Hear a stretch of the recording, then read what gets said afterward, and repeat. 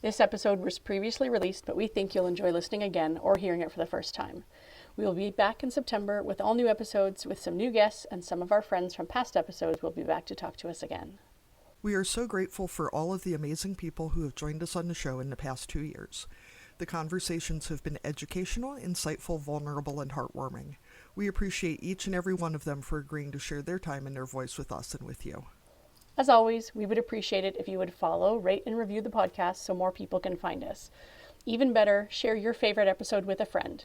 If you're a fan of the podcast, please become a patron through Patreon. You'll be able to view our weekly updates on video, have early access to episodes, and who knows what other fun benefits we might add for our patrons in the future. Listener support means that we can continue to make this show. If you have a business or know of a business who would like to advertise on the show, please get in touch. While Barnyard Language continues to be a labor of love, we would love to have the funds to cover our costs and expand the community.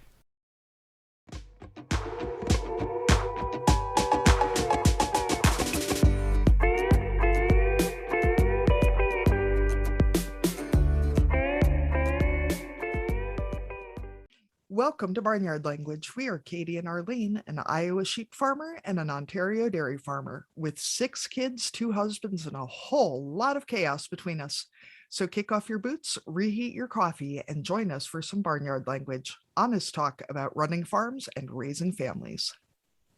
In case your kids haven't already learned all the swears from being in the barn, it might be a good idea to put on some headphones or turn down the volume. While many of our guests are professionals, they aren't your professionals. If you need personalized advice, consult your people. Did you want me to put the mustache back on and we can just start over? Yeah. I thought maybe you were like waxing or something. Sorry, listeners, I've been screwing with my Zoom settings to mess with Arlene, so when she came into the meeting, I had a huge bushy mustache. And I was just telling her that the other day I was messing with it before a work meeting and then couldn't get it to turn off, and I was really afraid I was just going to have to shut my video down for my entire work meeting, or admit to my boss that I had given myself a huge mustache and couldn't get rid of it. Like that lawyer who turned himself into a cat on Zoom and then got stuck that way. Yeah, that's right. Yeah. That was adorable. The mustache was just kind of, it was subtle enough that I wasn't sure what was going on, depending on the size of the just like my normal the picture. Mustache. Yeah. Anyway. Yeah, that's right. How have you Welcome to been? Barnyard Language. Yeah. Thanks for joining us again today. So Katie, other than growing a mustache since the last time I saw you, what's going on the farm? It's been a long couple days, Arlene. Don't judge me. Lambing, and it snowed last night, which I was not anticipating, but it's one of those snows where it is just at freezing, so probably by this afternoon it'll just be muddy as hell again. Other than that, Lambs. lambs. That's I was trying to think if there was anything else. There's really not. Anyway, Things have been good. We're adjusting to time again. I've been having to wake people up for school because we're still in a different time zone. I mean, plus the time changed. So, I mean, everybody's messed up, of course. When we recorded last time, we were still on vacation. So I have a few more vacation reflections to share with you. One of which was we said multiple times how much it would have been different if it was still in the time where hotels were basically your only option. We stayed in Airbnbs, and it was so nice to be able to, at the end of doing an activity or something, be able to come back to the house and spread out. And if the kids didn't want to be together, they could go to separate rooms or separate spaces, and there was a place to do laundry, so we weren't packing dirty clothes back into our suitcases. So that was really nice. I really like Airbnbs, so that was very fun. And the other thing I was wanting to tell you about was the day after we recorded, we stopped at a dairy farm near Edmonton. So they're friends of my parents. I'd met them a couple of times. So they just built a new barn last year and had just moved in January. So my parents had said, "Are you going to go in and visit?" And I said, no, I don't think we'll bother them. And then the time came and it was like, we hadn't seen cows in a week and thought, well, maybe we'll stop in. So we got in touch a couple days before and let them know we were going to stop by. So we thought we'd go for a half-hour visit, see the cows. check out their robots, that kind of stuff. Yeah. So we were there for 2 hours. They fed us lunch, and I was dragging my husband out. I was like, okay, these kids need to go. These people might need to do some chores today. But yeah, we just, got into farm talk, right? So it was nice to be able to visit them, which was, so thank you to Deb and Tim for hosting us at your farm too. And another thing that's happening on the farm here these days is we're going to get some new neighbors soon. Not sure how many. I have seen the subdivision design, but they're about, I want to say 10 years ago, or maybe even more, there were plans, and we knew that they would come eventually. There was property just across the road from where my in-laws live, who are across the road from us, and right next door to one of our fields. There was plans for a subdivision drawn up, and then, for years nothing happened, and it's grown up in trees. But this last month, the trees have all disappeared, and they're clearing out and putting in roads. So we're going to get bunch of new neighbors. We have a new view, so hopefully they're all okay with the farm smells a few times a year. They're going to be bigger lots, like everyone will be on their own well and septic and everything, but we're going to have, it'll be a different vibe around the farm, I guess, because we're going to get people that much closer. So it's always an adventure. I know there's 3 houses on our farm, and through some generational rearrangement, one of the houses was put up for sale. And our cattle pasture comes right up to the back line of the lot that house is on, and some folks came to see it, and they seemed nice enough, but the woman wanted us to move our cattle pasture because the cows were looking at her. I was like, ma'am, you don't want to live here. Everybody in the neighborhood has cows. You're not going to like it. They've all got eyes. Yeah, all of them. They all might look at you. All of them have eyes. And I just, if you're that weirded out by them looking at you, how are you going to feel about the smell and the noise? I mean, I feel like the staring is kind of the least offensive thing they do.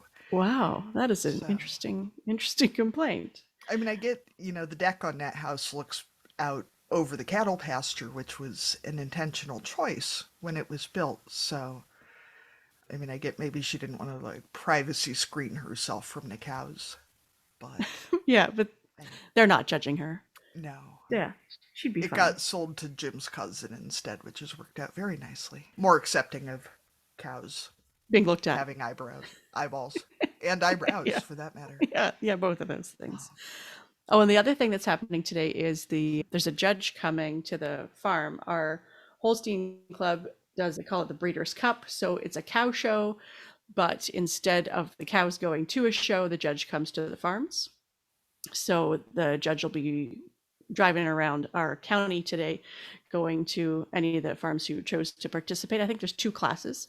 And so the judge will look at all the cows in those classes, and then at the end of the day, place them. So it's kind of a neat way for people who maybe don't normally don't take cows out to shows, to participate and still kind of have that part of showing without some other work. And then anyone who does attend shows on a regular basis, they can't enter anything that they've brought to the fair before or to the county show or whatever. So it could also give maybe those cows that you can't train or don't want to train but look nice, it gives them a chance too. So I don't think Saturn is entered. She tried to headbutt me again this morning just to make sure I was on my toes. Yeah, she did miss me. Yeah. Oh, that's so sweet. Yeah, she got close. Yeah. So where did you end up hanging that portrait of her, Arlene? Is it in your office, or is it? It is in the new office. Yes. Very, very fancy. Yeah, she looks lovely. Your mention of visiting your parents' friends sounds a lot like when Jim last summer said that we were going to stop by Mike and Dana Seifert's farm for just a minute on our way to a tractor show, and I don't know, somewhere around 4 hours later, Mike's mother was serving us supper, which was lovely. They're delightful folks. And even I should have realized what was going to happen. I've lived in the Midwest my whole life, pretty much. I know better than to ever think it's going to be a half-hour stop somewhere. Especially around a meal time, which it was not a meal time when we got there. Yeah, when you stopped. When we Yeah. I was even trying to be strategic about when we stopped for the same reason, right? That I wasn't assuming that anyone was going to feed us, but Yeah. it all worked out. I've It been was told nice to see since them. then that there is no telling Mike's mom that she's not going to feed you. Hmm. It is just not something that is done. So Yeah. I grew up with a lot of folks like that too. I understand it. So I'm really excited for today's episode. Not that I'm not Me normally too. excited, but Well, all of I'm, our guests are fantastic, but all of our yeah. guests are fantastic. But this one was a real fangirl moment because today we are talking to Courtney Wyckoff of MommaStrong and PapaStrong and Kiddo Strong, but I think maybe that's ended now that the pandemic has eased up some. They were also offering programming for children, which is amazing. Nice. Yep. All right, let's head into our interview. All right, so welcome back, everybody. Today I'm fangirling super hard to be talking to Courtney Wyckoff, who's the founder and fearless leader of MommaStrong. Courtney is a retired professional dancer, certified personal trainer and corrective exercise specialist, and recovering survival junkie. MommaStrong and the companion program PapaStrong focus on functional core rehabilitation, undoing years of bad habits and poor training. For anyone doubting how important core strength is, I recently found out that my years of rotator cuff problems are actually issues with core strength. Turns out that all of it is connected, and Courtney is focused on helping you get untangled. So, Courtney, thanks for joining us today. We're super Oh, thanks excited for about it. having me. Thank you. When we mentioned to our listeners that we were going to have you on, we got a lot of people going, but she's like really like a real person, like somebody that people know. I'm like, yeah, she's really a real person. I'm a real Yeah. person. Yes, A I real am. person. I am. Real live right here. So, Courtney, we asked the same question to all of our guests, which works really well for farmers, but also for people who aren't. So, we ask, what are you growing? Which can cover kids and businesses and all kinds of different things. So, what are you growing? Oh my gosh. Okay. Well, we'll get to the not growing piece in a second. Let's see. I am growing 3 daughters, age 2.5, almost 3, because that's how she's acting.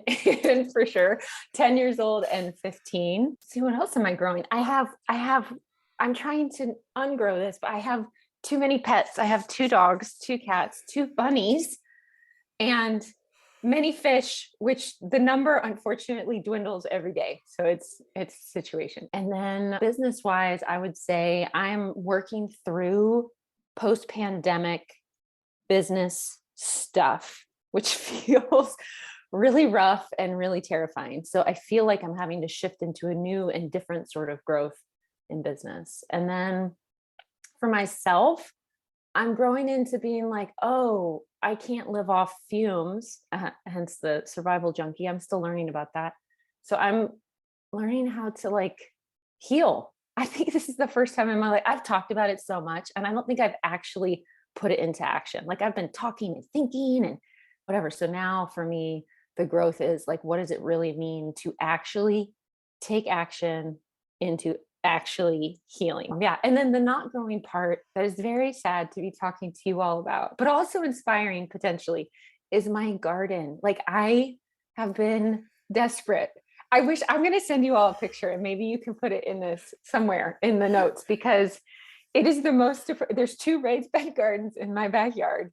And one of them is there's like a beach chair in it. And it just never grew. And I would love to be a gardener. I would love to live on a farm. I didn't tell you all this before, but it is my dream to live on a farm and wake up in poop and mud every day and probably be far away from the internet, which is funny considering my daily life. But yes, so I think I covered it. I think that's about it. Courtney, I'll confess that I'm a pretty terrible gardener myself. I start every Oh, year and I'm like, I'm so gung-ho, and I like to garden, but I don't have the attention span, that's especially what for it vegetables. is. So now Yeah. I buy a CSA share from some friends of ours. I'm supporting a local business. I'm taking my kids to see another farm. You can justify anything if you try. You just I'm supporting a small family farm by Oh not taking man. their work away from them and letting them do something they're good at, which I'm not, because It's an attention span thing, right? I believe this is true. It's like I'll either overwater the plants or just like be like, ah, oh, well, they can survive. Like, Yeah. yeah. Yeah. I probably Uh, parent a lot the same way I deal with my plants, which I probably explains a lot about a lot of things. absolutely 100%. Yeah. So, Courtney, what are your dogs' names? I know I've seen the black dog comes Hmm. wandering into videos, but I don't Yes, know that that I've ever is seen the other one. okay. Well, there's a reason for that, which is, yeah. So there's Franny, who's the tiny Chihuahua slash Whippet. They're all rescues, and she's currently asleep behind me, looking very cozy. And then there's Phoenix, who is a pandemic puppy, which also means we've got some issues because she was not socialized. And I kind of think like if you love a dog, they're just going to be great, and that doesn't always pan out. And Phoenix is wonderful. However, she and Franny have this like threshold, is the word that I've learned, for handling each other. And then when they meet that threshold, it's like they might kill each other. They just, something flips, and Phoenix gets really intense and doesn't even like get aggressive, but just must communicate something in dog language. And then Franny freaks out. Anyway, they like have poked holes in each other's necks. So it's a bit of a problem. So they are separated. Phoenix is currently on the couch and Franny's in here with me, and kids. Yeah, I was going to say my children are a lot the same way. My kids are recently 5 and almost 4, and they're either the very best of friends or actively trying to kill each other. And there is Yeah. zero in between. So, Yeah. yeah, Wow. the pandemic's been hard on everybody, I think. Yes. Yeah. So, can you give us the 30-second elevator pitch for your program for the folks who are somehow just hearing about it for the first time? Yeah. So, on paper, we are a fitness company, but I don't think we're really a fitness company. I believe we're a resource where people can learn about their biomechanics, can learn to be the mechanics of their own body so that they can then show up in the world as they choose. So I really feel like we provide resources for people to kind of have that like, oh, that makes sense, common sense sort of moment with their own bodies, and then be able to play detective. And then the hope is they then move into other things they love to do, whatever that may be. So it doesn't become like a trend and like something you have to keep doing and the thing that actually got you fit or whatever the goal is, but instead it's taught you how to show up, just like you brush your teeth. It's taught you how to show up for your body so that you can then go do things and be, even if you get injured, you're not freaked out. You're like, oh, I know what was happening in the system or in my structure. I can go back and kind of play detective and work on this, and then I can keep doing the thing I love to do. So I don't know if that was 30 seconds, but that was my attempt. Well, I think that's one of the things that's so important about this, especially core rehab, is, as someone who's got a number of core issues now from having 2 big babies in short order and both via C-section, how much your core is connected to. I think, we think like, oh, I pulled a muscle in my arm and then I rehab that and then it's fine. Mhm. But your core is literally connected to everything, and it's all these weird little things that nobody's ever heard of. And, Mhm. it's so much more in depth than I think we give it any credit for. So I really Yeah. appreciate that because Yeah. I've learned a lot about how your body's put together. Yeah. I mean, it really, for me, that light bulb was as a professional dancer. Of course, I understood movement and like the way things should look when it's being performed like proficiently, right? In a way that's going to look easy. Because in the dance world, when something looks easy, then you're in the art side of it, right? Even though it's extremely hard. So I think I have like just kind of a natural instinct for that. But when I moved out of the dance world and went into Pilates, fortunately, I had this really incredible teacher. And he was like, I don't care about Pilates. He's like, I want you to learn about the human body. And then I want you to fit Pilates into the human body. So he barely taught me Pilates and threw me in with regular human bodies doing movements that I didn't really fully understand so that I could begin to see the engineering of the body. Like, here's why we do this. Here's how the body works. Here's how this is connected. And sure enough, what I discovered is that pain points are very rarely the problem. They're like any other structure. Like if you have a crack in a bridge, if you go and kind of band-aid that crack, it's going to crack again. There's something else going on in the structure that you have to deal with, and generally has to do with the support system. And that is in our body, that's the core, which is not just your abs, as you've learned. It's, your trunk and your pelvic floor and your glutes, of course. But for me, that was really exciting because that helps to deal with pain in a way that I think doesn't just help people, but it gives people this feeling of like, oh, that, like I said before, that totally makes sense. Like when you hear that about your own structure, it makes sense. And then instead of falling apart, you're like, okay, there's a breakdown in the system that's causing all these pain points to take too much load. And that's why the system is falling apart, but they're not separate. And so if I deal with the core problem, these things will begin to change a bit depending on the level of injury that's occurred. But yeah, that for me was like, that was a big deal for me and felt very inspiring. Also felt like, hey, why is this being held hostage by the fitness world or by people who have this information when really every person should understand this? This should have been something we were taught when we were really young, instead of like V-sits in PE and how many crunches you can do. It should have been like, okay, this is the structure of your body and these are the things that are important. I don't know, it felt inspiring. I think people feel inspired when they hear this information.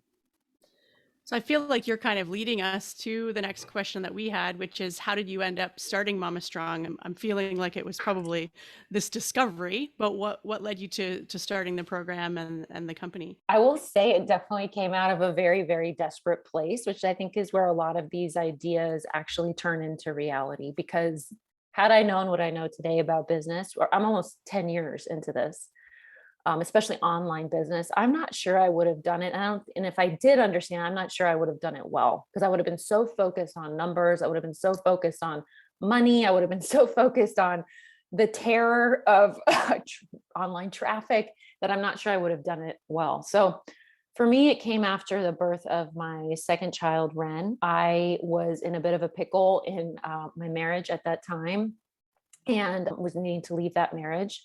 And I was feeling pretty disempowered and pretty run over. And then at the same time, I needed to provide some income to the family. So I was considering going back to teach Pilates, and I did do that a little bit.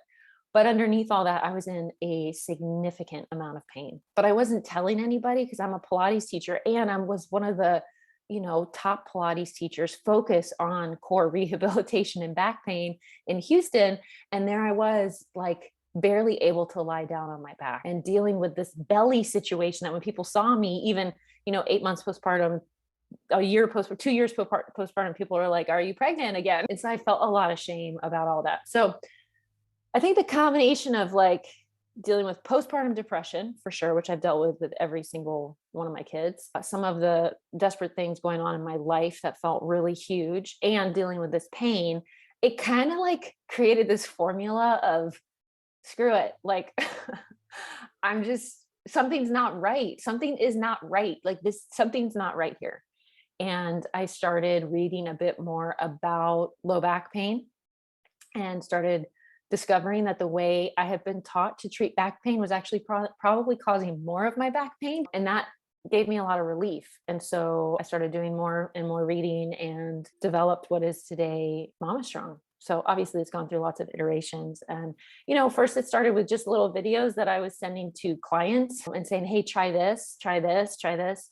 And then I started researching video hosting. And next thing you know, I'm looking at, like, at the time it was like everything was separate. There wasn't like there was like video hosting, and then there was like email, and then there was like your website, like nothing was connected. So I was then researching this incredible world of technology, and it helped my brain. It also got me out of that marriage. I think something with dealing with the core of me did something bigger than just helping me through the pain. I felt like I could stand on my own 2 feet. I didn't feel as vulnerable as a woman as I did when I really felt broken from the inside out, in some ways bigger than others. But yeah, so that's what started it. And, I really did think originally that, you create this great thing. This is 10 years ago, right? Where like online business was like the new thing, and it just took good copy and people would come and you just like, boo, have this buoy business. And sure enough, the first day, the launch, we had like a launch party, which is crazy thinking about it. Just like my friends coming to be like, okay, whatever Courtney's doing sounds insane, but okay. And, we had one purchase, and it stayed that way for a good period of time. And that purchase was in Canada. And I was so excited. I'm like, oh my God, we already hit the international market. And it was an old client who had moved to Canada. So it's international. I was It's like, oh my God, we're global already. But yeah, so that's how it started. So, as someone of a certain age who grew up, seeing fitness programs on TV, you'd flip through and there'd be, the real blonde ladies with the huge hair and the thong leotards and the scrunchy socks with the white sneakers. Oh yeah. For our younger listeners, this was a thing. And one of my, so much of our lives seems based around this authenticity, but then that is so carefully curated to be authentic, but in a, messy hair don't care kind of way. And so one of my favorite things about your program is, seeing your dog trying to lick your face and she's, stealing your ball and you've got your kids' pictures in the background. And, it makes me hate you less when we're on that like 1000th set of the Grumpy Crabs. And I'm just like, why am I paying this woman for this? Like, I think if you showed up in a thong leotard, I'd actually be out. I mean, yeah. At this point, it might actually be funny, but if you were one of those like, rah, get your bikini body in shape, I'd be out, because screw that. So how do you approach having that level of vulnerability and literally putting so much of your personal life in front of an audience like this? I'm just gonna be totally transparent with this. I didn't struggle with this as much at first. The market online was very different. And, we've grown as a business as well. So things have changed a little bit and the times have changed a bit because authenticity, like you kind of just mentioned, has become a bit of a brand in itself too. But so in the beginning, showing up really gritty, not made up, very rarely in a good mood, and being willing to say, like, I really don't want to do this. Like, I don't want to do this, but I'm going to do it. And then sometimes breaking down or sometimes like laughing about ridiculous things or like you said, the dogs and like all that. That was like, that felt very easy in the beginning because I think I needed that connection. I needed to know that there were other people in this industry in the fitness industry who wanted that as well. And it felt really rebellious because there was not anybody doing that at that time.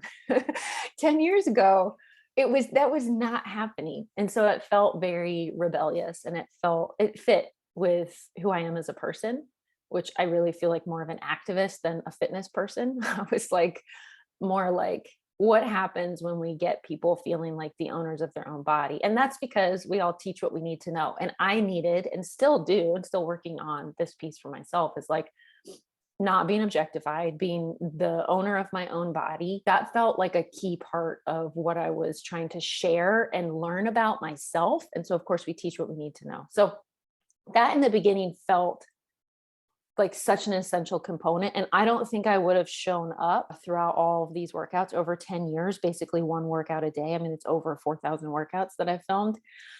I don't think I would have kept going. And there were times where I wanted to stop the business because for good reason, it would have been a sane thing to do. But I would be like, well, I still need to do these 15 minutes every day. And I know I will not do them on my own. I know that part of the reason I show up is because I'm held accountable to these other people who've like agreed to show up with me.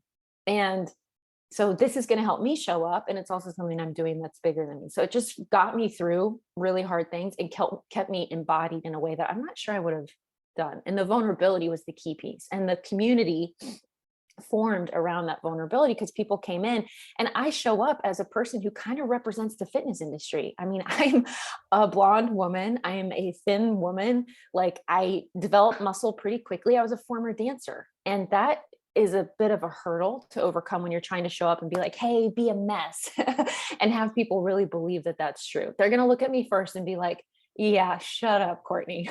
Like, you're full of crap and look at you.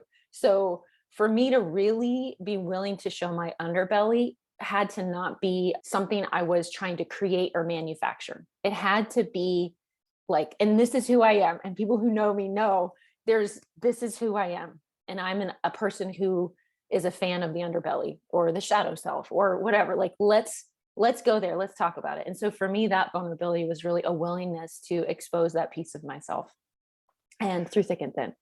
So today, that's shifted a bit, I think, partly because there's a lot online and partly because people have begun to make a product out of authenticity and grittiness and scrappiness.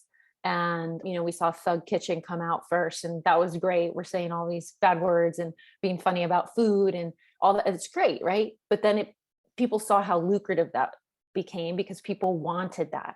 The average human wants the scrappy thing. So then people said, great, let's manufacture that.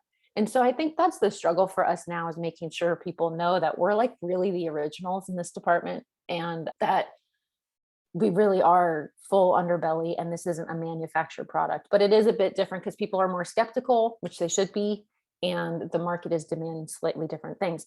I also sometimes struggle now that we've grown.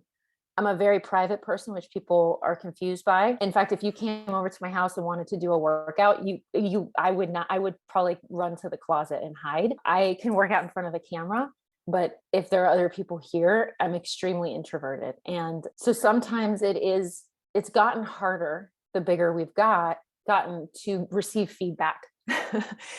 People saying, hey, I really don't like when you say this, or, hey, could you not talk when you're doing your 30-30? I'm there for a workout, not to hear about your life. Or, during the pandemic, when I had a couple of breakdowns on camera about childcare, we got quite a bit of response there. So I had to learn the difference between showing up vulnerably and authentically, and then being careful about how much I was asking people to hold. And I'm still figuring that out. Like, I think there was a point in time where I kind of put too much out there, and the people became worried about me. And that's where vulnerability turns into something that isn't so great for people. So I had to learn, like, okay, vulnerability, underbelly is one thing that I know how to do. And how do I express that while letting people know that they don't need to take care of me? They don't need another person to take care of. And I'm still learning that. And I think that's where it's a little bit hard right now. It's just, how do I handle feedback? How do I then make sure people don't feel like they need to take care of me? And how do I then still share at the same time? So I'm not quite there. I'm learning as I go, but it's gotten harder in 2022, to be totally honest. Well, and I feel like for myself, at least with the pandemic, even when I don't want someone else to take care of me, the lack of anybody having the brain space that they could take care of you is just crushing. Yes. That nobody has the resources to help. Even if you don't want them to, it's still nice to know that somebody could ride to your rescue. Yes. And it's been a hard thing. Definitely. Yeah. Oof, hard. Yeah. And I imagine too that daily factor, because you're committed to and providing, a service, but also, you're committing to showing up every day.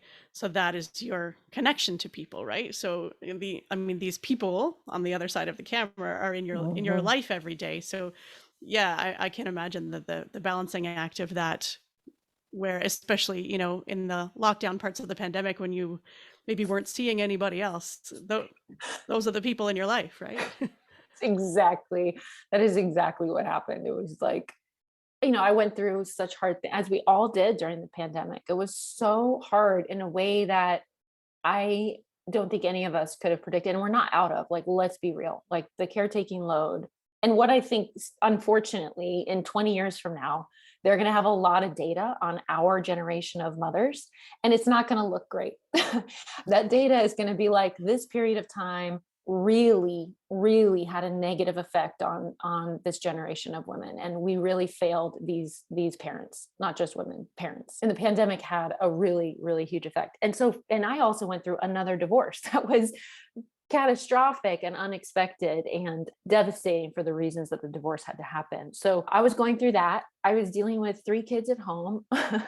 Like you said, I didn't have another, I didn't have another outlet. You're just here in your house dealing with this stuff, dealing with the way it just was, like, so much that it definitely came out. And you all the members are my other grownups, my people. So yeah, there were some bleeding out moments that I've had to learn from, but I'm still grateful that I had a place I could do that, Sure. Yeah. And I'm sure that for the handful of complaints you got, I'm sure there were so many people out there who appreciated it and loved you for the fact that you were showing up and being authentic in that place too, right? Absolutely. We've all had those days where we needed to break down, and knowing that someone else had those days too is reassuring. Yeah, for sure. So I'm thinking of this in terms of, from a farmer's perspective, like being used to doing physical labor every day and feeling like you don't have either time to exercise or you're already physically exhausted, like you've already got your steps in or whatever right before Mhm.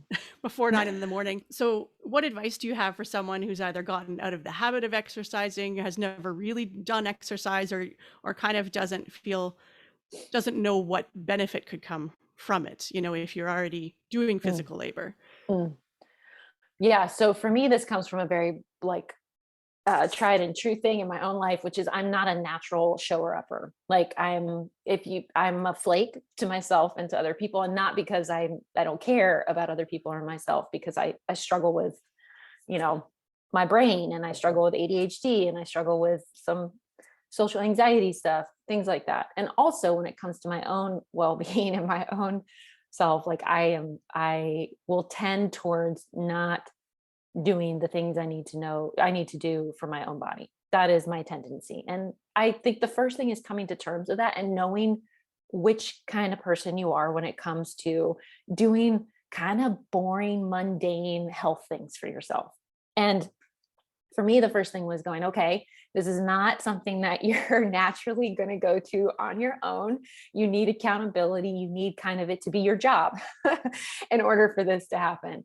And so the first thing is acknowledging that for me, giving myself some grace in that, and then setting up some systems in place, like for mine, hello, it's my job, to where the pain of not showing up is greater than the pain of showing up. And so when we're talking about a 15-minute workout, that's why they're 15 minutes or 5 minutes. That kind of pans out because the more you do it, the more you begin to see like, oh, that wasn't that bad. But the pain of spending the whole day with basically a toddler in my head yelling at me, please, please do your workout, do your workout, do your workout. Oh, you suck. You didn't do your workout. Oh, all the terrible things we tell ourselves, right? The pain of that all day long becomes greater than the pain of just getting it over with, or scrolling on Instagram and doom scrolling and looking at terrible things doesn't make you feel great. So you begin to kind of adjust that. So that to me is the first thing. The next one is that I never wait for the I want to moment. Like, you're not going to want to do it. If you're struggling with beginning again, you're not going to want to do it. So even if you're just doing a minute of jumping jacks in the beginning, just get moving even when you don't want to, or when it's not convenient. And in fact, that was one of the things that really helped me, is instead of trying to find this sequestered period of peaceful time where I could get my workout in, that didn't pan out. One, because that rarely happens. And two, when I do have that time, give me a break. I am not going to work out. You're giving me quiet time and I'm going to be like, okay, let's go put our shoes on. No, you want to do something brainless. So putting it in when it's inconvenient. You've all seen me do it while the Instapot is in the background. I'm in the kitchen, or, the kids are running around, or when I'm in a really bad mood. It's like waiting for the want to will never happen. And out of the 4,000 workouts I filmed, I can count on one hand the number of times I've wanted to do it. So, and then the other piece I think is developing proof. So I think we all deserve and need proof to then build a habit.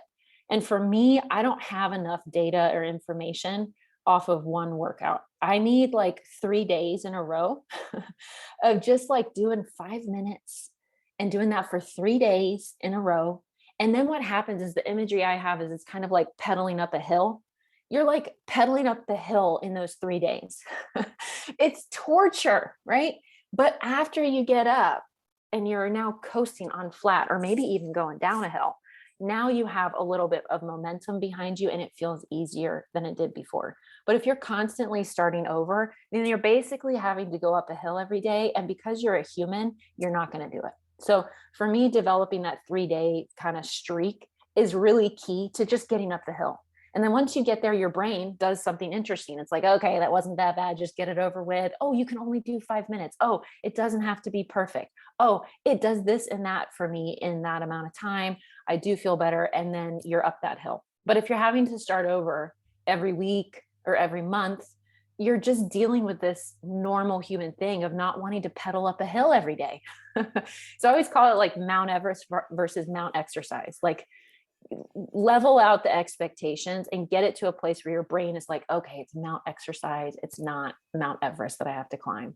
And you can only do that by kind of forcing yourself onto the mat and getting 5 minutes over with, 10 minutes over with, 15 minutes, just getting that going and then keeping it going. My begin again moments, whether I've been on vacation or I've taken like even a day or two off, I hate them so much because it is so hard to get myself to pedal up that hill.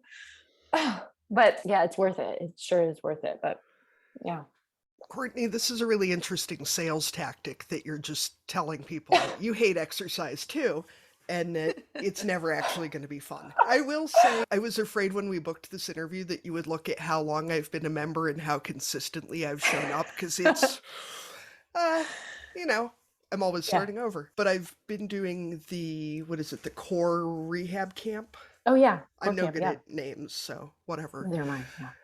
And having that few moments, and it's longer every workout, where I can feel that my body is where it needs to be and that things are actually balancing, and it's not, you know, my core is going one way and my shoulders are pulling back the other way and one of my hips is going left, and you know, that makes me want to keep showing up.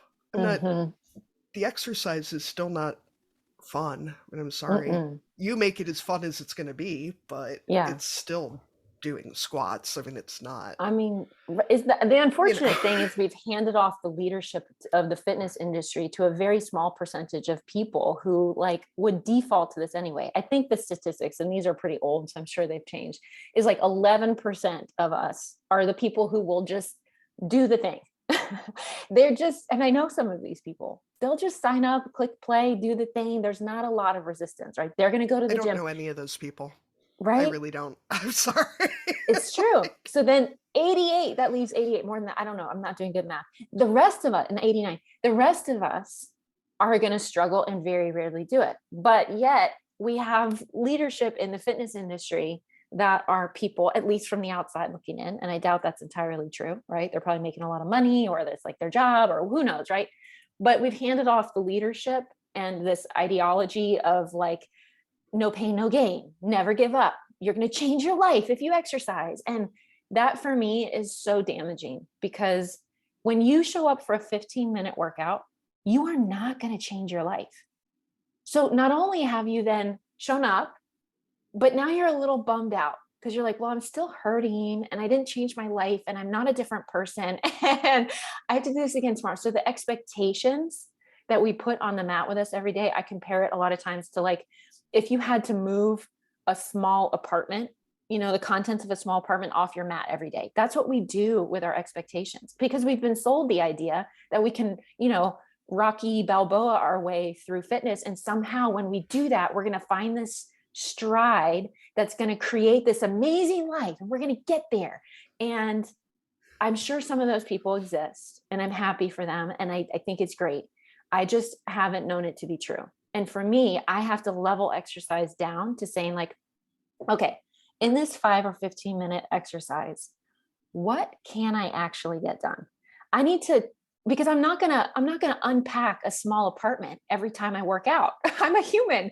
That would be crazy. But we think we kind of put ourselves in that position every time we work out. So I'm like, clear off the mat. Let's get a Post-it note and let's write down an expectation that is the size of a Post-it note on your mat that you can actually meet in this moment.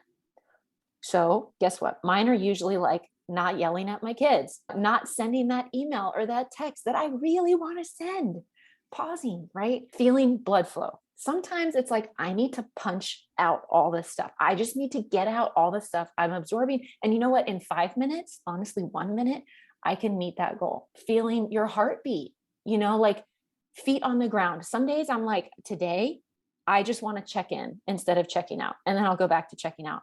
It's just like those expectations you can do in that amount of time. And then you're not going to be disappointed. And you're not going to be having to move that small apartment off your mat every day. Now, the trick here is there's grief in here, because now I've popped the bubble of saying like, hey, this is going to change your life. That is the healthy you that you know is waiting for you behind this magical curtain may not exist. And even if it did, it might not be for you. So what's happened for me after 10 years of doing this is that the way I like to describe this is like, I imagine myself sitting in a diner eating the same breakfast every day, right? Like, just like every day I show up at the diner, I'm eating the same breakfast, and I'm just like in a booth, and I'm just like doing the thing, right? I'm just there to eat breakfast. Well, all of a sudden in slides next to me, like healthy, happy, content me. And I'm like, oh, where did you come from? It just slides in next to you. Whatever needs to happen slides in next to you. For me, the process of MommaStrong has not only resulted in 2 divorces that needed to happen for my own well-being, and learning about my where I am in relationships and what I allow to happen to me and my body in relationships, having to deal with that because I repeated it so many times, right? I went through that because of showing up every day. I went through a major rock bottom in my life, having to do with alcoholism and really messing up business and personal life. Like, I lost everything. This all happened while doing MommaStrong, still showing up, getting sober. Like, all these things for me happened during this time, and it slid in next to me. Had I said, I'm going to exercise and I'm going to be healthy me, I don't think those things would have happened, because I would have never imagined that those are the things I needed to do for my life. But it kind of is like, the other image I have is like, when you agree to this type of wellness, it's like putting your foot into a clear pond, right? It looks really clear and you're like, oh, it's so beautiful. And you put your foot in it, and then the sediment from the bottom all comes up and it's suddenly very murky. And you're like, ah, dang it. That's what happens when you step into this type of wellness, is like, the stuff gets stirred up, but it's the stuff you need so that you can live your life and feel good and congruent, where your insides match your outsides, all that good stuff. So yeah, that was a long answer, but yes. I just rearranged my questions because this fits so perfectly into the question that I just bumped up. So, as a lot of our listeners know, we had 4 years of fertility treatments before our first kid. She was full breech, had a C-section, which was not my plan. You know, it's all, right. It'll be super easy to get pregnant, and that didn't happen. I was like, well, natural birth, and that didn't happen. And then breastfeeding didn't work, and postpartum depression, and this and this and this.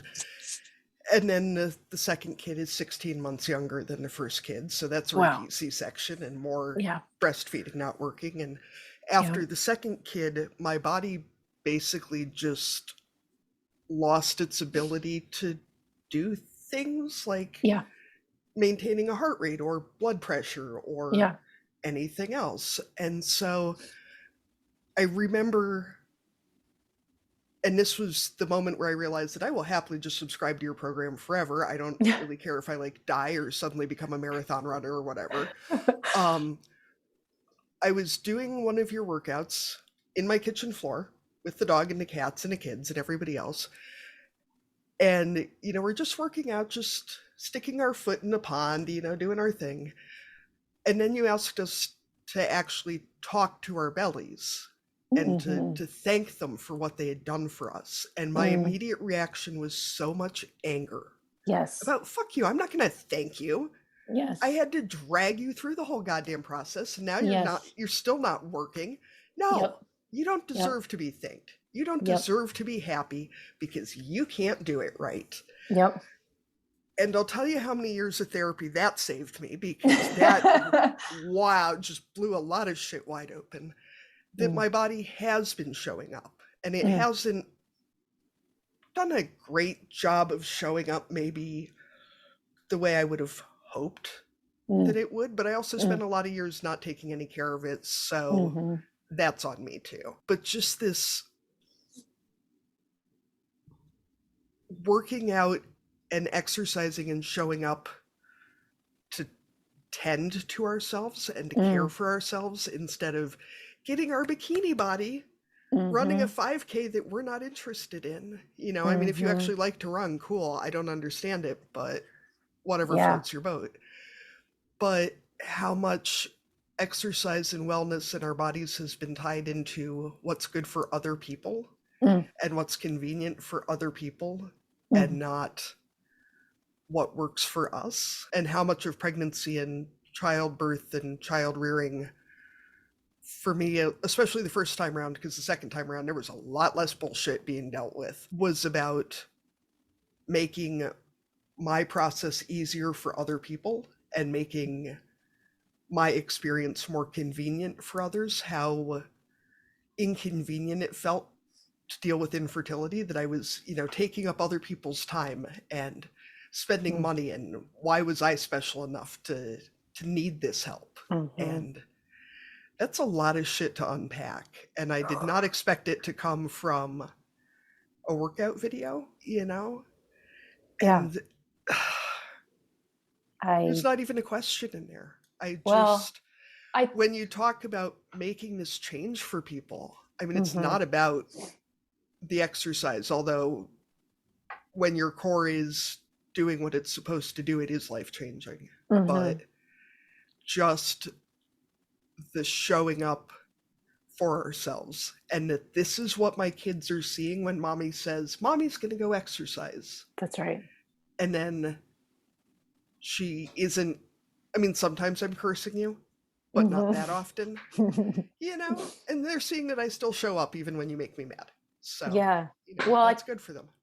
I think so much of what you said is something that I've experienced too, and I think so many of us experience with our bodies and what we've been taught about them. And it comes down to something I think a lot about as I watch my parents age, especially my mom. She has gotten through a terrible battle with cancer, and it made me think about the legacy we want to leave behind with our body, and how we treated our bodies.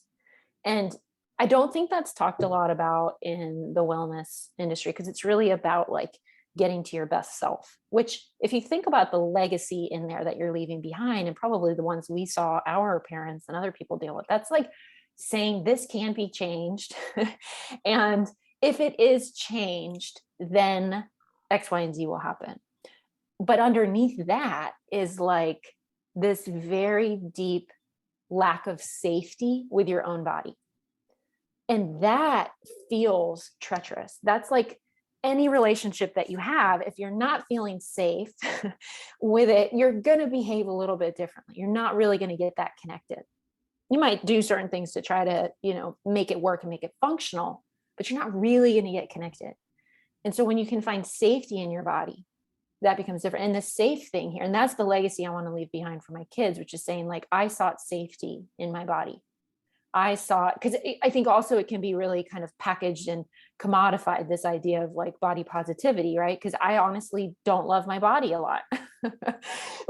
But the body neutrality movement is a little bit more appropriate here. But underneath all that for me is safety in my body. That's what I want to leave behind. That I opted for finding safety and security in my body at whatever that meant to my kids, which is not something any of us were taught down. We were taught that our bodies are going to fail us. They're falling apart. They're going to gain weight when we don't want them to. They're no longer going to be valued by society. Your belly is definitely the entire problem and the reason why you're an asshole.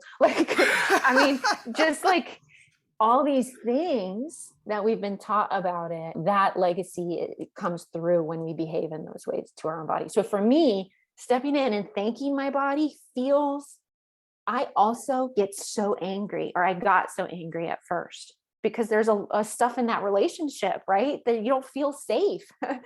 But when you work through it and you begin to see that actually, even if you're dealing with cancer, even if you're dealing with a terrible injury or something going on, autoimmune disease, the things so many of us deal with, underneath that, when you really look at the system of the body, it is trying to keep you going against all odds. I mean, sometimes I look at when I went to the doctor recently and I looked at the results from my labs and I'm like, why are you okay? You shouldn't be okay, Courtney, with what you have put your body through. You certainly don't drink enough water. I have not been eating enough, because when I'm going through trauma healing stuff, I have zero appetite. I average 4 or 5 hours of sleep at night. I haven't been kind to myself. I shouldn't, but there my body is. Now, will that system break down over time? Yeah. It just doesn't have the resources anymore. It's not trying to hurt you. It's that to me, and especially with the bellies, like you said, we do not give people who birth enough information about what has just happened, not by giving birth, but by being pregnant and then breastfeeding and then carrying very big, unpredictable objects in our arms while trying to do everything else. We don't have enough information about that. So of course, our bellies take the brunt of it because that's just what happens. We don't have enough information. So when we begin to flip that and thank the body for figuring out bizarre ways to keep us going without an infrastructure there, it begins to change it a bit. And there's a lot of healing. There's a lot of stuff that happens that I think becomes really important. Well, and I think that's exactly it, was that I got so angry, how dare you make me thank my body who's not doing a very good job. Mm-hmm. And then I thought, well, but it did make me two beautiful babies Mm-hmm. who are healthy and strong. And it healed up from a number of surgeries and an immense number of medical interventions and cancer surgery while I was pregnant. Oh my God. And it's still showing up. So how much of an asshole am I that I'm like, well, you didn't do it good enough? Right. Like, if one of my kids came to me with that kind of attitude, and my daughter, Right. God love her, has, it doesn't end well. Because how fucking ungrateful are you that your body is doing its best? It's not well designed. We're not taking good care of it. And then we're getting pissed when it won't do what we want. Yeah. And, that's... Yeah. It's my body's extra doing hard. a better job than I give it credit for. Let's Yes. put it that way. And I think with this demographic in particular that seeks out MommaStrong, the other thing that happens, and I don't mean to take you off on a tangent, but the other thing that happens here is that we commodify a body that looks integrated. And so for the average person, we don't want that, right? We don't want to sell out to that whole thing. So when we begin to take care of ourselves, guess what? Now we're moving into a place where we feel like we're selling out a bit. And so I think I always talk about the tension between extremes, which was taught to me by an incredible therapist. She was like, Courtney, you're so black or white thinking, like you're here or there. She goes, health happens in the tension between the extremes. And I immediately imagine like two hooks on a wall and a wire between them. And I have been spending my whole life thinking I either hate my body or I love my body. If I hate my body, it's falling apart and not doing a good job. And if I love my body, it's doing great. It's shiny, it's glowy, it's like integrated, flat stomach, all this stuff. And yeah, but the tension between that living in the wire is actually the place where health happens, and the hard work. That's the hard work, because you have a body that's going to do things that are often frustrating, and you're going to have to step up and take better care of yourselves while not selling out at the same time. Right. So it's for me, that's the impetus here. And that's the reason people begin to get hooked into exercise when they really do in a way that's good for them, is that they're saying, okay, I'm going to live in the tension between these extremes. And it's possible, although we're not taught that. And a lot of what you dealt with in your body wasn't even yours to begin with. You either weren't taught or you were taught super shitty things. Like, it's most of the time being missing information or being full of information that is really not helpful for us. Yeah. Yeah, I will say, looking back at, I was fairly athletic as a teenager, and looking back at the training and the exercises and things we did from an improved understanding of how the core works and what more even development would have looked like is wow. Yeah. Wow. Yeah, wow. That's all I'm going to say about it. There's a lot of anger there that we're just, it's at the bottom of the pile of shit I'm going to deal with in therapy in another like 40 years. I might get to there. But, me too. But it's just, wow. Yeah. Katie mentioned at the beginning of the episode, she used the phrase survival junkie. Do you want to explain to our listeners what you mean by that and how that pertains to what you're going through and how you're functioning? Yeah. If I can insert to here, Arlene, I heard the other day somebody described it as being a survival shark, because sharks have to keep moving forward or they die. They cannot breathe without moving. And I thought that Yeah. was such a, This is a really important topic for me right now because I'll have 5 years sober in May from substances, but I've discovered, as everything, right? The freaking layers of the onion. You're like, God damn it, isn't that good enough? Like, that's good enough work. Do I have to do more? I think I have an addiction to depletion. And this was told to me by a friend whom I lost in my rock bottom. And she said, "You are a survival junkie." And she was absolutely correct. And for me, what it has meant is that I have learned to regulate neurochemical stuff, right? Like my brain, I have ADHD. I'm like, there's things in my brain that I have learned to regulate either using substances or staying depleted. When I am depleted and kind of in survival mode, it really helps me focus, crazy enough. Like it really helps me focus, and that doesn't work long term.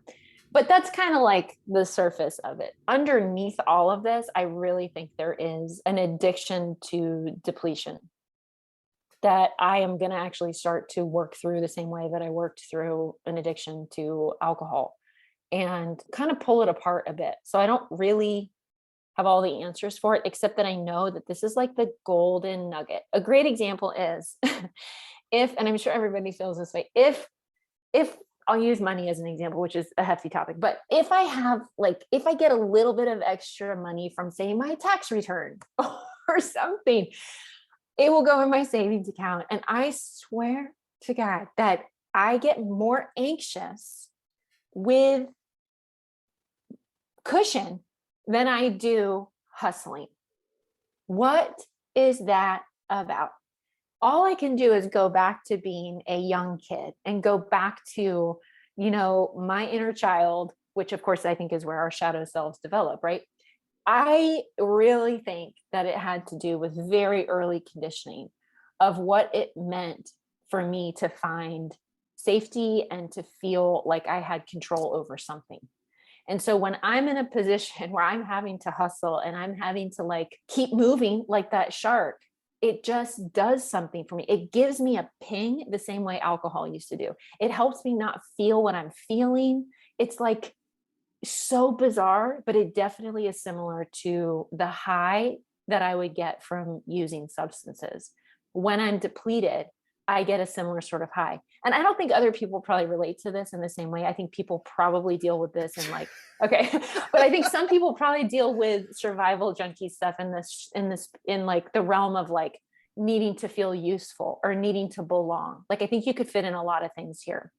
For me, mine comes from a high I get that keeps me from feeling what I'm feeling. If I have cushion, guess what? Whether that's sleep, money in the bank, extra food in my body, extra time on my schedule, I then have the opportunity to be with me. And for me, alcoholism was really all about like, let's exit. I need to exit. What is the best way to get out of what I'm feeling right now? And alcohol, because of genetics and neurochemical stuff for me, really did that. And then I had no ability to stop after that point.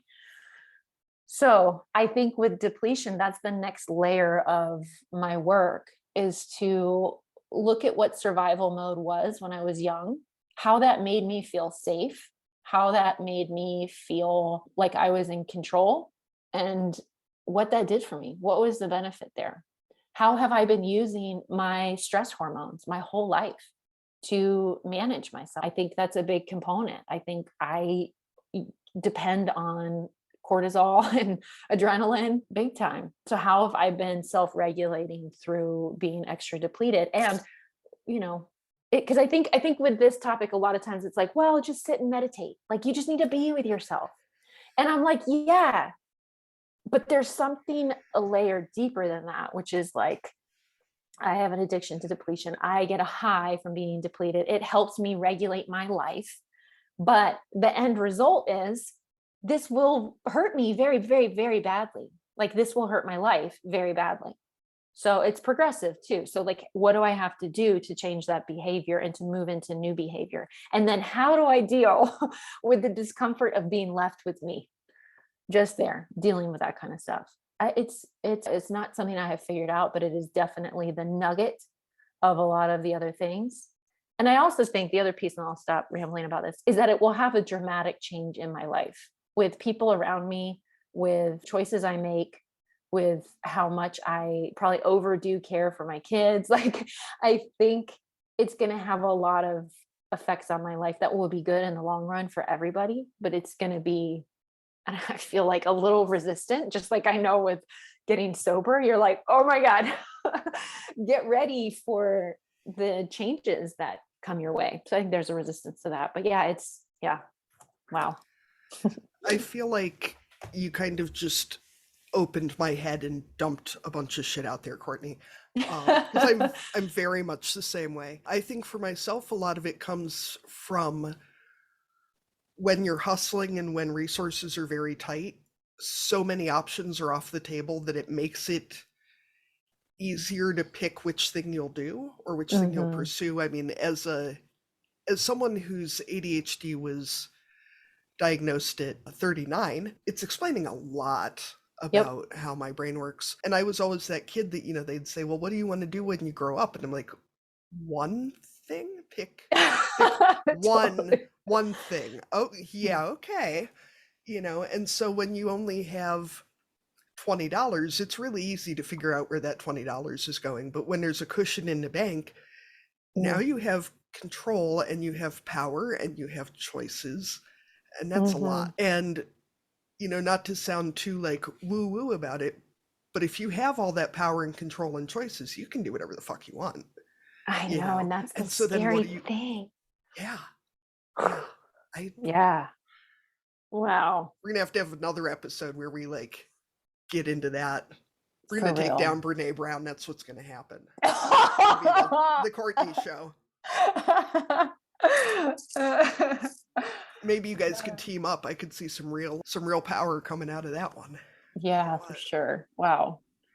Yeah. Oof, it's a good topic for real. It's one that I think getting diagnosed with it also as an adult, you look back and you realize how much of your life, because girls didn't have ADHD. In fact, I have a twin brother and he was diagnosed with ADHD. Did they ever even put me in a room to get evaluated? No. But were you gifted but not working up to your potential? That's the one I hear the most. Does not work up to potential. Yeah, I think I learned how to fawn and fake it very quickly. I think I really learned how to go home and read the book, because when people were talking, I couldn't hear anything going on. So I just learned, as we all did, the coping skills. But I would have never thought, I think it is peeling apart those things and the ways mental health have such an effect on these parts of our lives. We definitely, and even neurodivergence, everybody thinks differently. Everybody's got a different brain up there. These things have a huge effect. I think so much it plays into the physical side of things too, that I feel like when we were kids, ADHD was kind of are you setting the room on fire? No? Yeah. You're fine. That's right. And are you dead? No? You're fine. And that's right. I'm really glad that we're coming to a place where we can look at everything between perfect health and dead and pull that line back a little to where the optimum might be, or on how your brain works. So I will admit, talking about ADHD and how our brains work, that the first time I heard you say something about pulling the collarbones apart, I thought you had lost your fucking mind. I was like, does Courtney know what collarbones are? This seems like a weird hill to die on, but okay. It had literally never occurred to me that they could go out sideways, that your shoulders could move apart and not back and forth. I've always been taught, push your shoulders back, push your, not out. And so how do you come up with these analogies and visuals, and let alone the flashlight, and that just kills me every time I think about it. The flashlight out I used to call it the runway, and then people please use correct anatomical terms. I'm like, okay. So it's the perineum. Is that how you got to hoo-ha? So I stopped using hoo-ha as well, because one, I'm trying to be more gender neutral in my language, and also hoo-ha, I get it, like that we should use the real words, but also because I used to teach in in the jails, Harris County Jail, and I would teach them how to squat. And I would tell them, get your hoo-ha over the hole, like at the, in the potty. Is the people who don't know MommaStrong are like, what is she talking about? So like when you do a squat, they're like, this is a whole new program. No, you're moving your pelvis back. So if you were squatting, the center of your pelvis would be over that potty. So, but anyway, I was in Starbucks one time and I'm checking out, and this woman from across the room yells, "It's the hoo-ha lady." Like she'd been recently released, and she came over and we had like a really good moment. But I was like, yeah, I'm going to change that for a lot of reasons that needed to change. But yes, so for me, the visuals come from a couple of things kind of related to this language discussion, actually, which is, for me, anatomical terms are rather clinical, and kind of, as a kid, I kind of decided, like, if you're really smart and you're really like an expert, those words, but they're about your body, right? But they're kind of difficult to say, and it sounds like out of a textbook, and it sounds like very advanced stuff, which it is, right? And it needs to be, it's science, whatever. But I also dealt with dealing with sexual assault and a lot of the things that came from that, where everything gets very clinical very fast. And so for me, using funny terms for words was a way to kind of talk about body parts without it becoming so clinical. So for me, it was a personal survival mechanism there to change language. But in terms of the visuals, I find that if I tell people to squeeze their butt or pull their shoulders down, when you apply those cues, your nervous system has no idea what to do with that. It will only use muscles that tend to compensate. And so they're limited, but they're, used often in fitness because they're quick, and because technically they should work for some people. But when you really want your deep stabilizing muscles, I call them your type B personality muscles, when you really want them to rejoin the classroom, imagine them kind of taking a nap in the classroom, you need to use some different language that gets them interested. And so it's kind of like when you tell your body, instead of shoulders down or pull your shoulders back, if you instead tell your body to imagine, to really visualize what it looked like, because this is not actually what's happening, right? But if you tell your body to visualize what it would feel like if your collarbones were expanding out to the side, suddenly your mid back or your deep stabilizing muscles kick in. Now, if I tell you just to pull your shoulders down, which is anatomically what is happening, you are actually going to work your neck, you're going to work your lats, you're going to work your rhomboids, you're going to work a lot of other things that actually lead to more pain. But if I give you a visual that puts your body into motion, the nervous system then kicks in and begins to use the deep stabilizing muscles a little bit more. Same with the pelvis. If I tell you to imagine that your pelvis is expanding out to the side, that is actually not happening. I mean, maybe slightly you're getting some decompression in the joints in your pelvis when you do that, because you're kicking into gear the glutes, which are helping to support the pelvis. But with that visual is actually a little bit nonsensical, right? It's certainly not technical, but it allows the nervous system to grab onto an action and to pull in the stabilizing muscles and the action muscles together. So that's where it came from. It really came from frustration of trying to teach these things and getting muscles to fire that I needed to get to fire in order to get those deep stabilizers awake.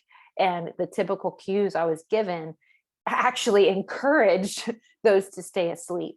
So when I discovered this sort of visualization, it seemed to work for a lot of people. And I will say, for some people, they're like, I have no interest in trying to figure out what the heck she's talking about.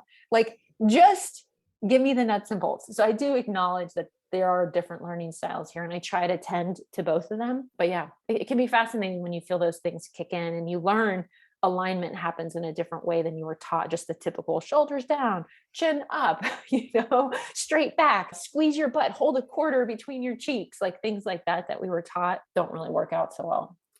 Well, and I think for myself too, a lot of it is that so many of your cues are about taking up more space, moving your body apart, getting taller, getting bigger, whereas so much of what we heard in those, the leotard and scrunchy socks videos was very much about, tighten, Yes. be less, just take up less space. And so to feel like I'm being prompted to be bigger and Yes.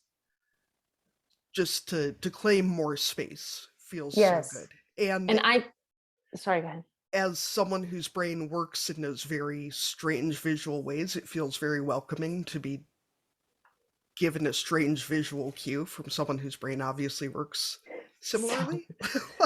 Yeah. And I think what you're dealing with here comes back to the structural thing we initially talked about, which is your structure, the human body wants to be an extension with flexion as the exception and kind of like a movement we do. But as you were just describing, everybody, I guarantee listening pulls when you're saying tighten, tighten, tighten. What do? We get smaller, and the smaller position is a rounded forward position, even if it's subtle. That's the hiding posture that most of us have done our whole life. When you're in that slightly pulled forward position, your nervous system goes, oh, this is a body inflection and not an extension. And if it's not an extension, then it's not going to need the deep stabilizing muscles. So when I tell you to take up space, we're actually working with your structure, the bridge that you are. We're working with that structure and saying, okay, you're actually a body that needs to be an extension. And that means that you need this relationship of these type B muscles and what I call the type A muscles, the action muscles. But if you're pulled forward and you're tightening, tightening, tightening, you're only recruiting the type A muscles. So you're only recruiting the biceps, the pecs, the quads, right? Because it's that the rectus abdominis, the six pack muscles. And the type B muscles are like, I really am not interested in the pace of this class and the focus here. So they just take a nap. Now, the minute you begin to pull yourself into extension and take up more space, you then allow all of those muscles to come into play. And that's why you begin to feel better. And what you also described is the feeling of your nervous system beginning to feel better too, because the pulled forward position communicates to you and to the world around you that things aren't safe, that you're under threat. This is what animals in the wild do when they feel under threat, because if you're pulled forward, you're protecting your vital organs. If you're to be hit or something like that, less lethal blow across the back than to the front. So systems always identify even a subtle flexion to be something having to do with feeling under threat. So when you take up more space, you're communicating to yourself and to the world around you like, okay, I'm all right. Things might be stressful, but it's not a bear. And at the same time, you're working with extension and allowing these type B muscles to come into play more. So a friend of mine who told me I was interviewing a legit celebrity when she found out that we were interviewing this you. This was even in Canada. You really yes, are yes, a Canadian, known. So international. Yeah. I'm also in Canada. She's a big fan. So I asked if she had any questions, and hers was very hard hitting. She wants to know what your comfort food is. Oh my gosh. Potatoes, potatoes, potatoes, potatoes, twice baked potatoes, potatoes with butter, potatoes, baked extra crispy, mashed potatoes, potatoes, potatoes. I'll put mayonnaise on them. I'll put sour cream on them. I don't care. Potatoes. There you go, potato farmers. She's a fan. And a question that we ask all of our guests, and this can be either a made up or real category, is what county fair contest could you dominate? So you can make it up so that you win, or it could be one that you've heard of before that you're pretty sure you could win. County fair contest. Okay, I would not win the ones where you like throw and try to get it in the tiny cup, because I would be like, I think I would definitely surviving like a pressure cooker. I would win. Like if you just put people in a pressure cooker and see how long they could survive. I'm picturing it as that spinny ride, the one where you actually the gravitron. The gravitron. That's not exactly that plus heat. I'd survive. I just had a real flashback to my 20s moment there. I'll tell you what. Wow. Yeah. I once made the mistake of drinking a couple beers and then getting on a gravitron, and it was bad idea. 2 thumbs down. Bad idea. 2 thumbs way down. But at least it wasn't tequila, right? Oof. Oh, yeah. I don't know. Well, that leads us nicely into our next segment, which is Cussing and Discussing. For our listeners, we have recently registered for an online platform called SpeakPipe, where you can leave your cussing and discussing entries for us and we can play them on the show. So you can go to www.speakpipe.com/barnyardlanguage and leave us a voice memo. So Arlene, what do you have to cuss and discuss today? So I don't think either of you are here yet in your lives. Courtney, you're getting close with a 15-year-old, but I'm going to cuss teaching your children how to drive because I'm almost we're there. here. We're here. And I mean, I'm going to give her credit. She's a farm kid. She's driven tractors. We have a side by side. She's actually a pretty decent driver. And yet there's this, you're taking your life in your hands moments, but you're trying to act chill too, right? Because like, especially with teenagers, you can't overreact because then they freeze or freak out, or that doesn't go well either. So there's this like very fine line when you're approaching a stop sign where as you're coming closer, you're thinking, oh yeah, she's going to stop. I'm not going to say anything. But if you speak too soon and say there's a stop sign, then you're going to hear, I know, I can see it. But if you don't speak soon enough, then they drive right through it. And then you have to be like, oh, that was a stop sign. So thankfully we live in a rural area and most of our missed stop signs have not been when anyone else was there. But this is my current stress about learning. Oh my God. I'm starting this next week. Next week. It's very close. So good luck. Oh my God. Do you just like hit the floorboard? Are you like ugh? Well, a little bit, yeah. Or sometimes it's like wanting to hit the gas because we're turning left, and it's like a little faster would be good. But like I said, you can't say too much because then it's like, what? Oh man. Well, my dad taught me to drive, and this is in DC, and he would take me on like the hardest, scariest streets. This is related to the survival junkie, I believe. And he would fall asleep. So he was very chill. Yeah. And then he taught me things like with parallel parking, you hit the front, hit the back, until you get to the middle. And then nudge. Also sent me on the New Jersey Turnpike. And I thought that your job on the freeway was to basically weave in and out of cars. I thought that was driving. That's a skill. I thought that's what you were supposed to do until I was like 20 and somebody was like, what are you doing? Why are we racing? Oh, terrifying. All right, Katie, what are you cussing and discussing this week? Oh, I was going to ask Courtney what she had.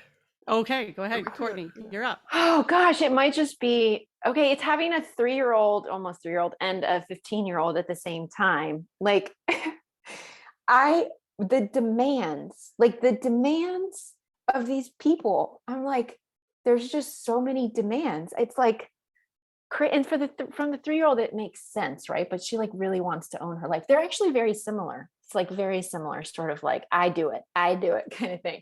But yeah, until they don't want to do it, and then they want you to do it for them. That's right. So I think though, very fine line. Very fine line. So for me, it's definitely a great example is like with my 15-year-old. It's like the other day I made food with leftovers, and I mixed the leftovers like rice and beans, and I mix them together because it's rice and beans. Put them in the fridge, and the next day she's like, "Why did you put these together?" And I'm like, what? And she's like, I want to eat them, but I didn't want them together. And she said the following phrase. She said, could you please not do that next time? And I was like, oh. And then I thought, this is where parenting win. I walked her and I was like, she's very tired. She was up for tennis at 5:30, like the one that you walk away from, like walk away. But yeah, I think it's the demands of life when you're tired, busy person. Oof.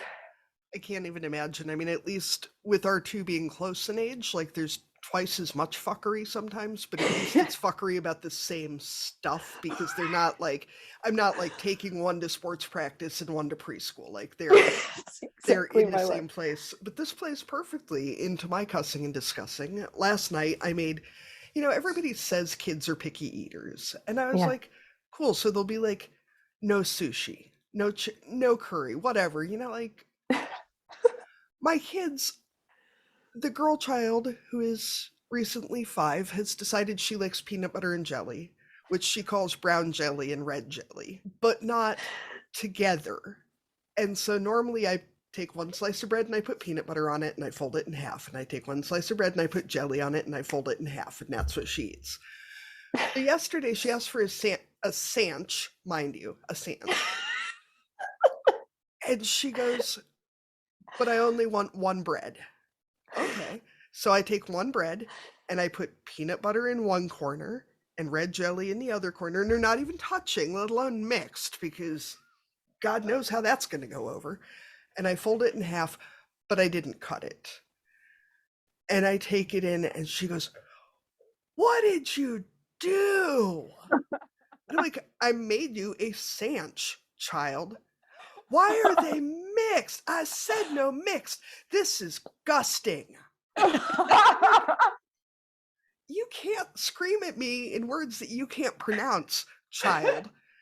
And like, I'm 40 years old. If one of us is going to know something about how fucking peanut butter and jelly sandwich is made, it's me. It's not you. Just trust me on this. Oh my And God. last night I made ribs in the Instant Pot and roasted potatoes and boiled carrots, and it was so damn good, and neither of my kids ate a single bite of it because it was Right? disgusting.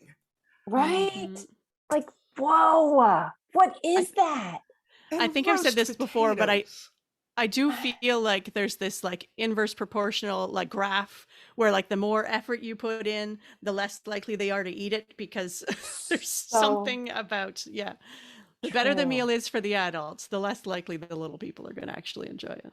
Oh, And it's like, so fine, true. if they don't want to eat it, I'll find them something else.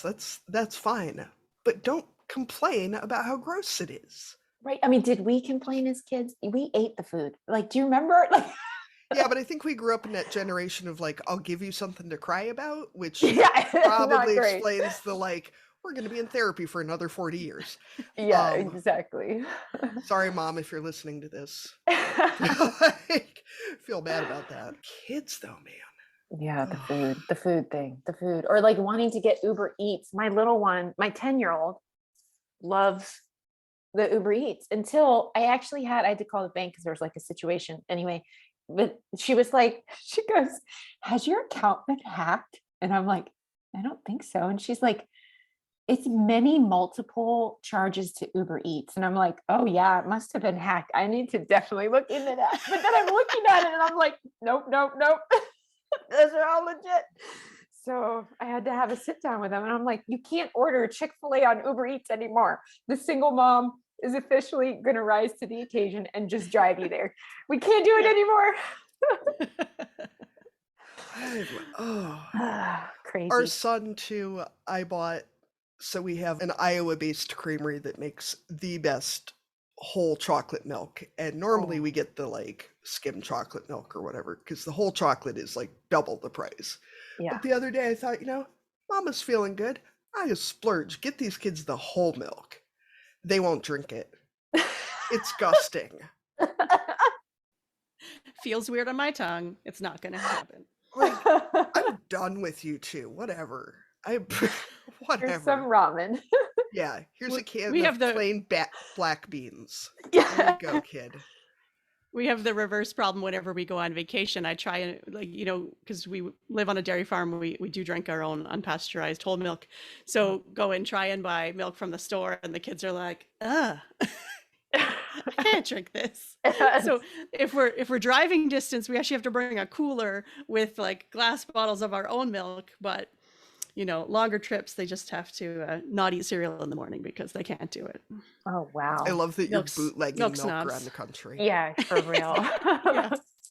Crossing the border with it, that's definitely illegal. Ooh. We haven't done that in a while, though. You're such a So rebel. thank you. Yeah, exactly. Thank you so much, Courtney, for joining us today. We were thrilled that you took the time to talk to us. And where can our listeners find more about MommaStrong, PapaStrong, anything else you want to share with them? Great question. No, I'm kidding. MommaStrong, MommaStrong.com, and that's spelled MOMMA strong.com. And then PapaStrong is PAPPASTRONG. So PapaStrong.com. And that's it. And I think we're on social media here and there. You can just search us. Yeah. Yep, and we'll add you into all of our socials and show notes and everything.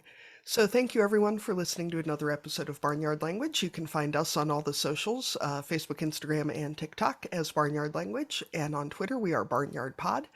Join our private Facebook group to hang out with us and other farm families, and we would appreciate it if you would like, rate, and subscribe to this podcast. Leaving a review is a great way to help us reach more listeners. You can support the show by becoming a patron on the Barnyard Language Patreon. A small monthly contribution would help us a lot in producing the show.